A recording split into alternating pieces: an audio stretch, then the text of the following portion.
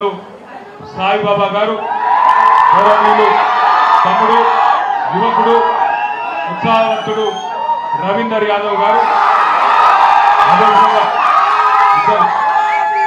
ఇద్దరు రవీందర్ యాదవ్ ఉన్నారు. ఆరబోయిన రవీందర్ యాదవ్ ఉన్నారు. అట్లాగే మా తమ్ముడు రవీందర్ యాదవ్ గారు కూడా ఉన్నారు. అట్లాగే మా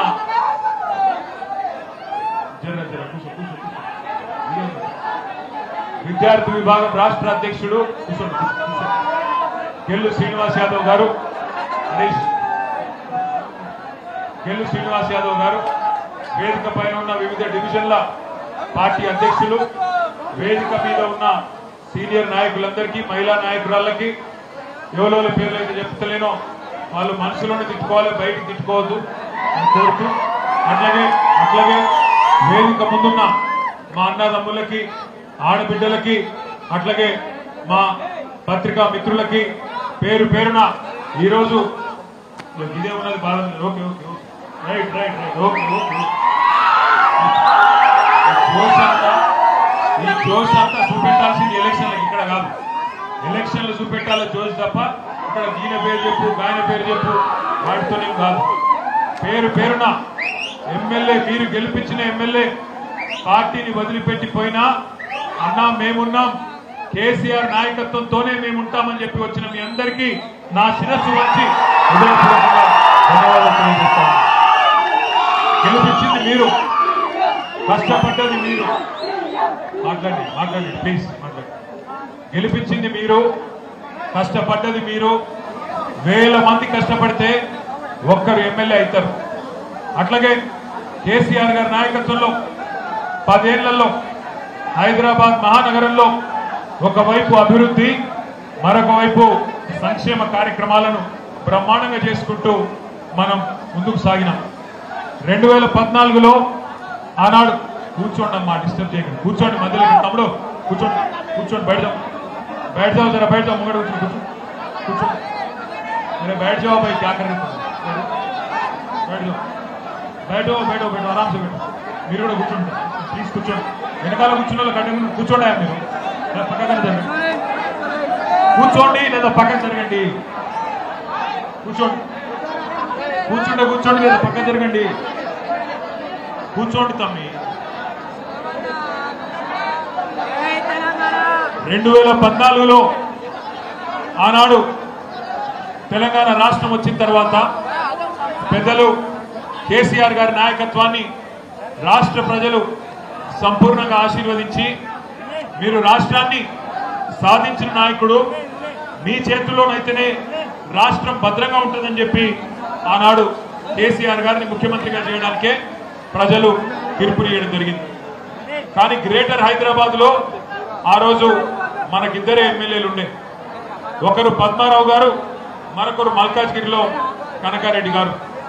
కానీ హైదరాబాద్ ప్రజలు ఎంత గొప్పవారంటే, ఎన్నిక అయిన తర్వాత, తెలంగాణ రాష్ట్రం ఏర్పడిన తర్వాత, కేసీఆర్ గారు ముఖ్యమంత్రిగా బాధ్యతలు స్వీకరించిన తర్వాత కేవలం 6 నెలల్లోనే కరెంటు సమస్యను పరిష్కారం చేసి, అప్పటిదాకా ఇంటింటా ఉన్న ఇన్వర్టర్లు, ప్రతి అపార్ట్మెంట్ లో ఉండే జనరేటర్లు, ప్రతి జిరాక్స్ సెంటర్ లో కూడా కనబడే మరి ఇన్వర్టర్లు అన్నింటినీ కూడా మాయం చేసి 6 నెలల్లోనే కరెంటు సమస్య పరిష్కారం చేసి, ఆంధ్ర తెలంగాణ కాదు, హైదరాబాద్ అంటే మొత్తం మినీ భారతదేశం. ఇక్కడ లేని వాళ్ళు ఎవరు లేరు. ఆంధ్ర నుండి ఉన్నారు, తెలంగాణ నుండి ఉన్నారు, కర్ణాటక నుండి ఉన్నారు, పంజాబ్, గుజరాత్ అన్ని రాష్ట్రాల నుండి కూడా ఇక్కడికి వచ్చి ప్రజలు స్థిరపడ్డ వాళ్ళు ఉన్నారు. కాబట్టి మినీ భారతదేశం లాంటి హైదరాబాద్, అందులో ముఖ్యంగా మినీ భారతదేశం లాంటి శేర్లింగంపల్లి నియోజకవర్గంలో ఎక్కడ ఒక చిన్న పంచాయతీ లేకుండా మరి బ్రహ్మాండంగా ప్రభుత్వాన్ని శాంతి భద్రతల సమస్య అనే సమస్యలే లేకుండా నడిపినందుకు కరెక్ట్ గా 10-11 నెలల్లోనే రాష్ట్రం ఏర్పడిన తర్వాత 10-11 నెలల్లోనే గ్రేటర్ హైదరాబాద్ ఎలక్షన్ వస్తే, అప్పటిదాకా ఇద్దరే ఎమ్మెల్యేలు ఉన్న టీఆర్ఎస్ పార్టీకి 100 కార్పొరేటర్ సీట్లు ఇచ్చింది. ఆ రోజు 2015లో అన్నిటికన్నీ కార్పొరేటర్లు గెలిచినప్పుడు ఎమ్మెల్యే గారు మనకు లేరు. గెలిచిన తర్వాత ఎమ్మెల్యే గారు మనతో పాటు ఇచ్చినాం.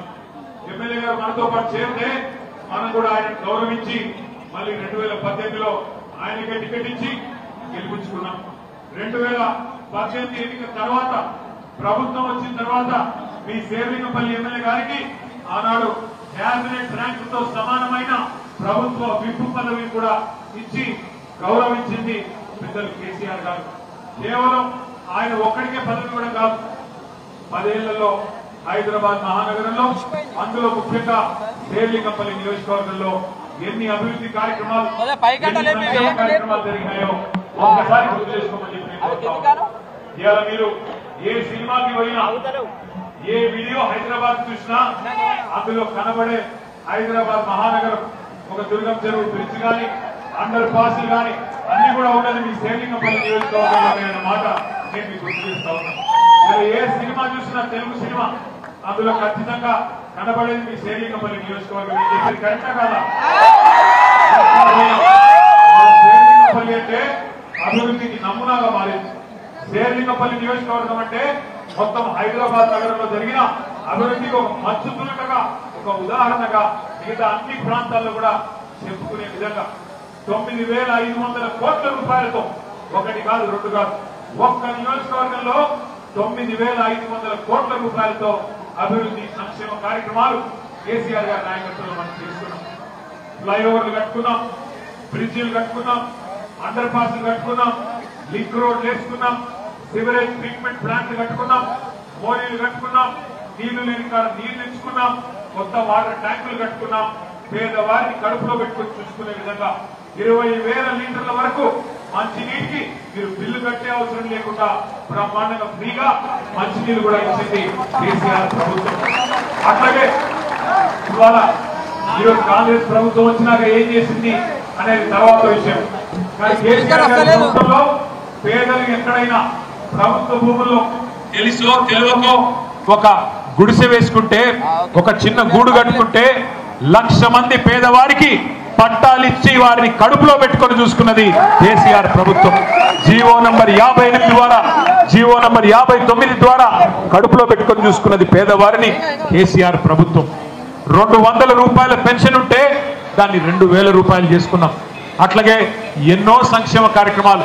పేదింటి ఆడబిడ్డ పెళ్లి చేసుకుంటే 1,00,000 రూపాయలు మరి కళ్యాణ లక్ష్మి పేరుతో, షాదీ ముబారక్ పేరుతో.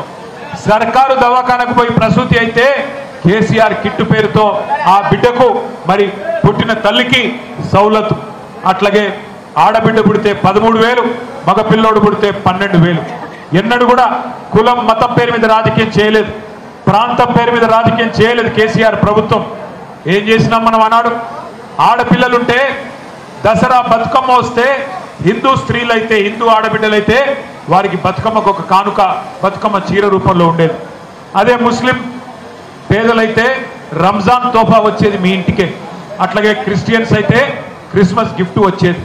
ఇట్లా 10 ఏళ్ల పాటు అన్నాదమ్ముల మాదిరిగా ఏ పంచాయతీ లేకుండా, ఏ బాధ లేకుండా అభివృద్ధి సంక్షేమం, పేదలని సంక్షేమం ద్వారా ఆదుకోవడం, నగరాన్ని అభివృద్ధి చేసి ఈ నగరం